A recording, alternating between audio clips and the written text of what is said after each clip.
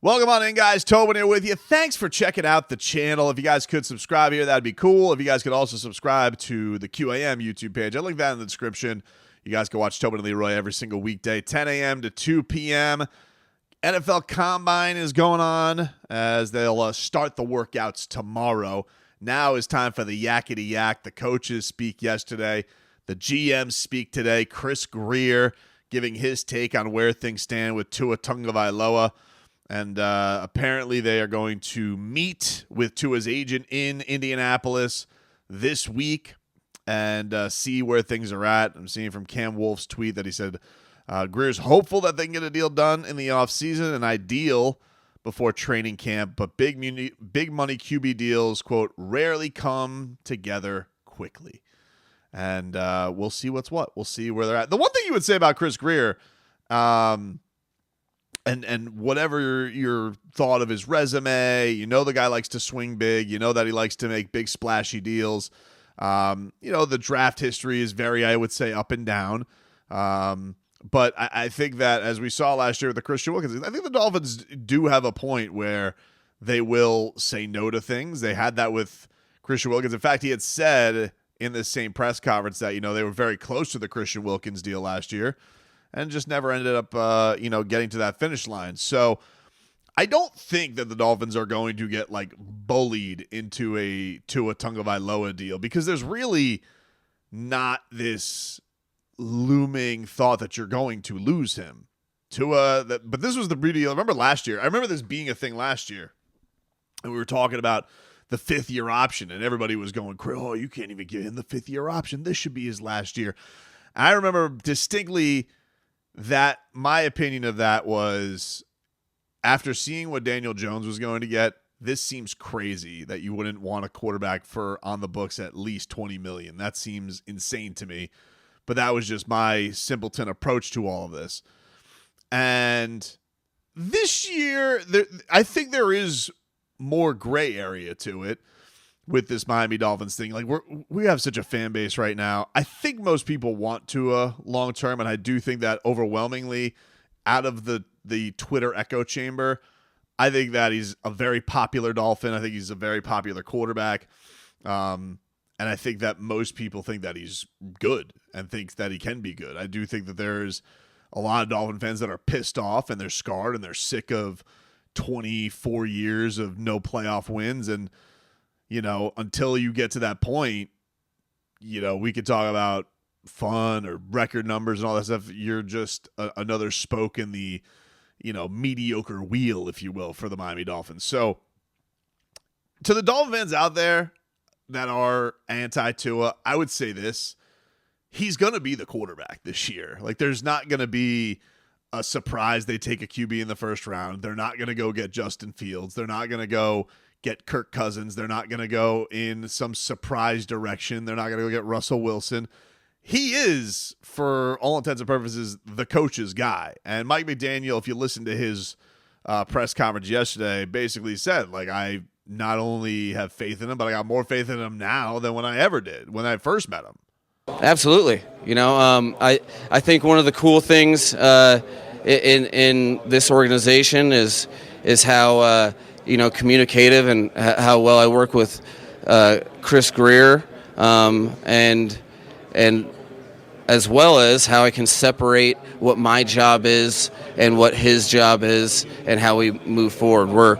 I'm very encouraged. They're both Tua's representation and our organization is hard at work. Those timelines are impossible to predict, and I'm not. My main concern this offseason has been communicating what Tua needs from his head coach and his offensive coaching staff, which is what things can we identify to continue the progression of your game the same way that we have since day one. My belief has always been strong from day one in Tua. It's stronger than it was the first day I met him. And that's because of that relationship where I'm focused, which is continuing to provide the coaching so he can continue to evolve his game as he has since the second that I started talking to him. And, there's nothing surprising, I think, about what Mike McDaniel says. We know that the guy's that him and the quarterback have a great relationship, that he has built up his confidence. The reason Mike McDaniel got the job in the first place was to be the Tua whisperer, to get that guy to be a productive quarterback. And he has. Has it gotten to the full level yet and all the expectations that you want? No, it has not. Obviously, things flailed and flopped by the end of the year for a multitude of reasons, but he has a hand in it too. And when I say he, I mean Tua. And by the way, when I say he, I should also refer to Mike McDaniel. Mike McDaniel has shown that he has a lot of growth that he still needs to do as a head coach as well. But I think you got to realize they're going to do it together, unless they come into this year and there is some colossal failure that we just don't see coming, and the Miami Dolphins are going to go out there and be 7-9 or 6 and the hell is it, 7-10 or 6-11. I have to get used still to 17 games when talking about records. Unless something like that happens that's unforeseen, they're probably going to have another good season. They're still going to be out there and putting up production, but can they do real big winning? It's an interesting question. I know Florio threw the kindling out there. Oh, should Chris Grier and Mike McDaniel be on the hot seat, knowing how old Stephen Ross is? And it's an interesting question. If I did run into Stephen Ross, and for whatever reason, I was at Brass Monkey Pub there in Lake Worth, and he was like, hey, what say you, Dolphin fan? What do you think I should do? Because I kind of feel like I should let these guys ride it out this year, and I should see if they can win a playoff game, and let's see where we're at from there. I would say, you know what, dude? It's your checkbook. To me, that's completely fair. If I had to invest all the money that Stephen Ross did, and if you saw the grades today, nobody had more flying colors of like facility and family accommodations and all that stuff. If Stephen Ross told the fan base today, I want Mike McDaniel and Tua to prove they can win a playoff game this year, I honestly wouldn't have a problem with it. I really wouldn't. I think it's a fair request from him for all the trades and checks that he writes. If he said, you know what, before I crown these guys and give Tua generational money and all that stuff, can I just see you guys win a playoff game, please? I don't think that's an unfair request. Is it likely because of the way egos are and the way things are done? Probably not. I think most teams are all striving to get where obviously the Chiefs are and get a Patrick Mahomes, but not everybody can do Patrick Mahomes things, but plenty of quarterbacks are going to get Patrick Mahomes money. You see this in the NBA all over the place with the max deal. Remember there was a year where the Miami Heat brought LeBron, D-Wade, Chris Bosh, they all did it on a discount. They sacrificed. And then they got done sacrificing, like, bleep that. This is stupid. We should be making more money than Joe Johnson. Because Joe Johnson and Amari Stoudemire were making more money than LeBron James. And LeBron was like, I'm done with that. So you're going to have guys who are going to get up to the standard of crazy quarterback money, and they're not going to deserve it because they're not Patrick Mahomes. And even the guys who are below him, the Joe Burrows, the Herberts, the Josh Allens, aren't even at that guy's resume yet. And he's kind of the threshold of what we have decided a franchise quarterback is. But when these things go up and the cap goes up by record numbers every single year, you're going to see crazy checks dealt out there. So I just think that to always assume once it's time to pay the guy that you're going to go, nope, start over, go for a rookie QB. It's just not reasonable for fans to think that the organization's going to think that direction. They're gonna go towards this kid has improved. This kid worked his ass off. When people concerned about his health, the guy took damn martial arts classes to make sure he fell correctly. He put on the proper muscle that it took to get through and make himself more durable.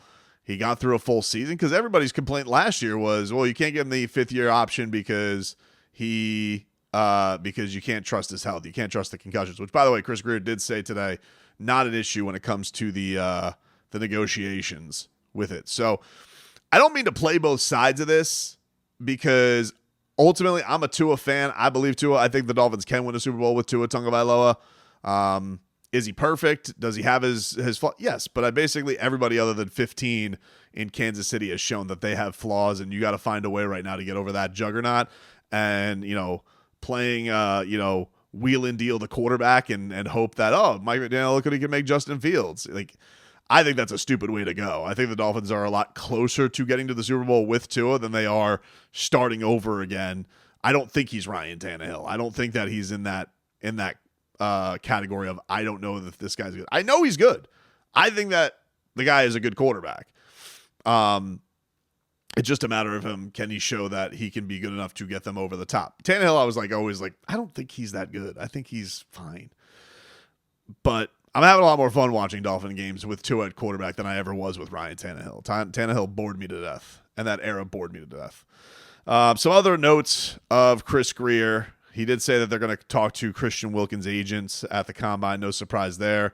He did mention that they were close. And also, he apparently shot down Mike Tannenbaum's genius suggestion of getting rid of Jalen Waddle. So, shocking that Chris Grier's not taking, any advice from his former, I guess, coworker and Mike Tannenbaum. But, I would laugh at Mike Tannenbaum's ideas. I usually just laugh when he comes on television. I'm it's Tannenbaum. Bum!